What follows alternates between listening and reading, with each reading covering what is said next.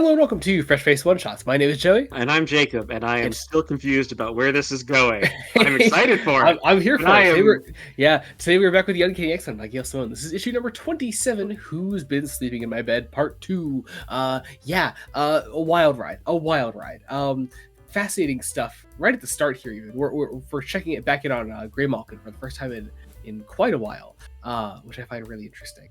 And we have a character here who might be a pre-existing character. I'm not sure. Who's definitely responsible for our sort of dreamscape that we're dealing with our New Mutants, or our quote-unquote New Mutants. Also, what's wild is that this entire issue is in Dreamscape. Like, yes, yeah. Well, at the end... Like I even mentioned last time, like you know, we're kind of doing that thing where it's like each arc is...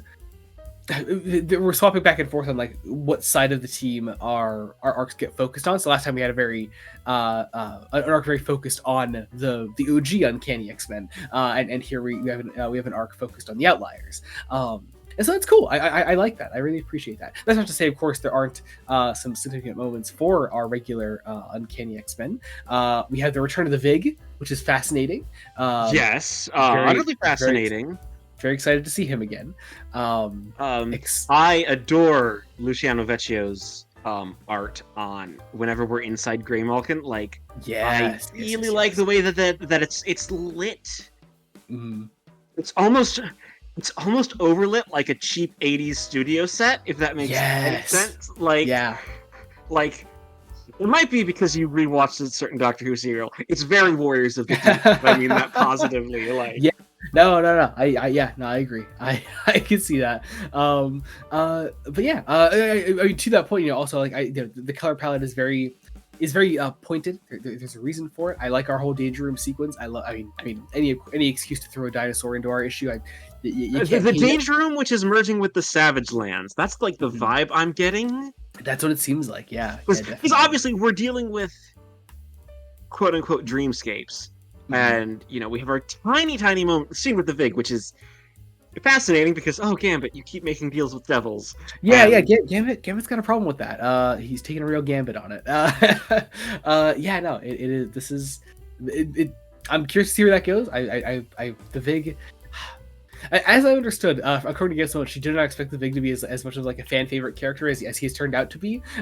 So she's just gonna keep putting him in here now, and I respect the grind. I love it. We get more of our Danger Room segment here. Some fascinating characters that I feel like I should probably know more of than I actually do. Well, there's this character called like Moon Boy. Mm-hmm. I know. What is it, Moon Girl and Devil Dinosaur? Like, yeah, I think that's the idea.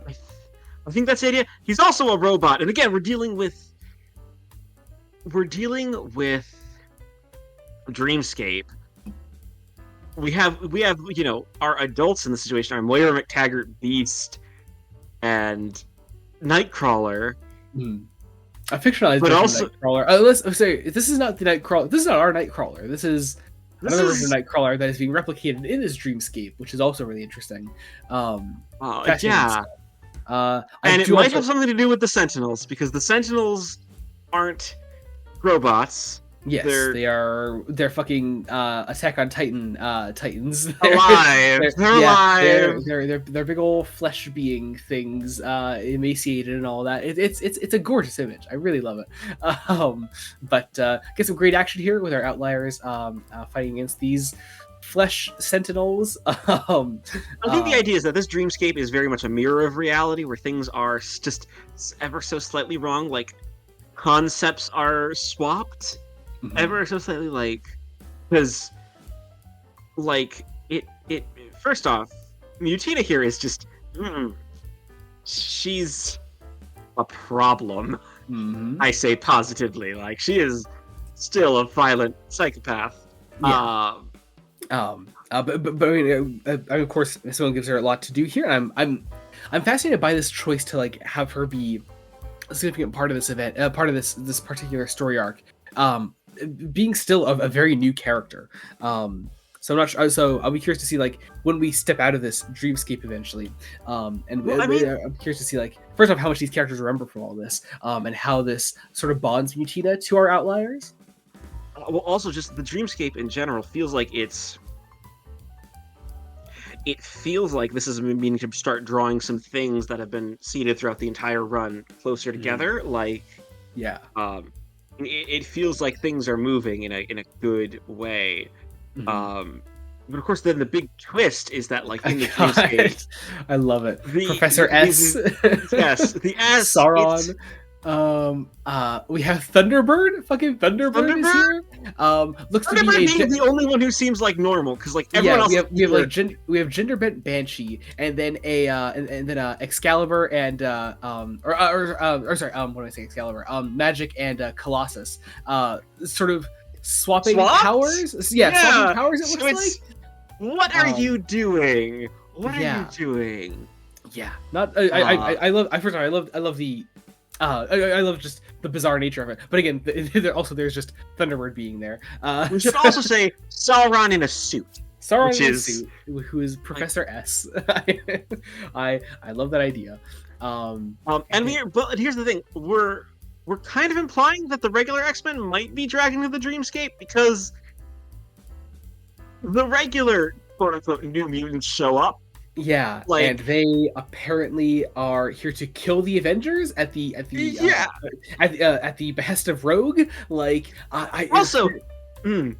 reality shifting. Like, reality shifting. It is so weird.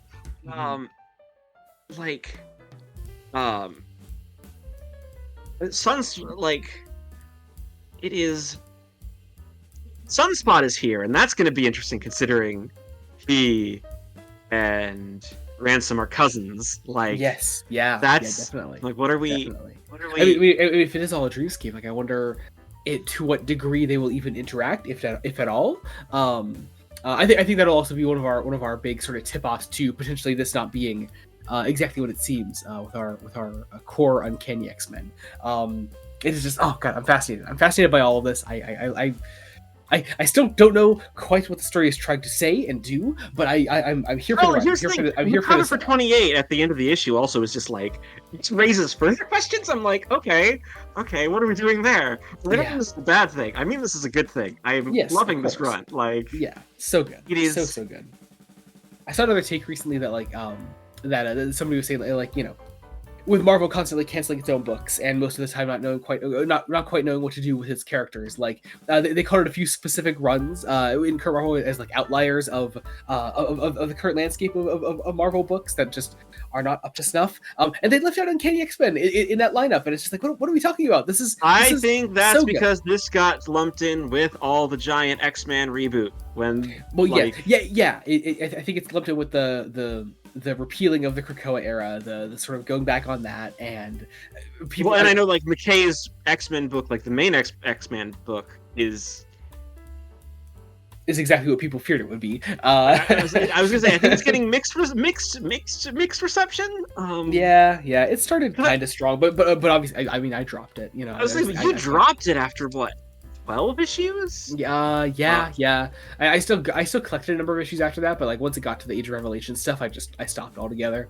So yeah, it's just, you know, I don't know. I wish this one was getting more recognition. I mean, people that love and read anything Gail Simone, aka us, are absolutely here for it, and it's fantastic. It is a great time, and everyone should be reading it. But that said, if you're not reading it, first off, you should be. I don't know why you got to the end of the video and you're not doing so. But if you enjoyed this, be sure to check out other Fresh Face one-shots we do. We cover Superman by Joshua Williamson, Wonder Woman by Tom King, Batman by Matt Fraction, and of course this, The Uncanny X-Men by Gail Simone. Also, sometime early this month have a special one-shot on Spider-Man Superman. Superman. I can never remember which It's whoever's side of the crossover it is. Like DC with Superman, Spider-Man, Marvel with Spider-Man, Superman. So we'll be doing that relatively soon.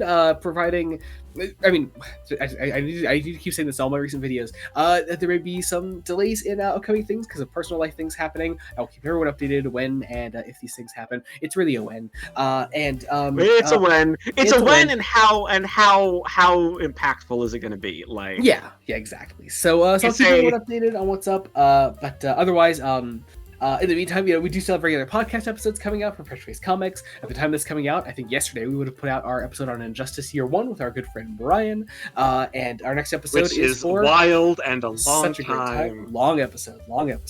And yeah, next time we're covering Dark Knights of Steel, our next Tom Taylor book, which is very exciting, and the last of our current Elseworlds blocks. So that's all kinds of exciting as well. And after that, I have a guess for what's coming next. Guess? All right, I guess we'll see. We'll see what's up. I looked at what I knew of coming up in the schedule, a little bit of like what's double. So yeah, well, I'll tell you later. Okay.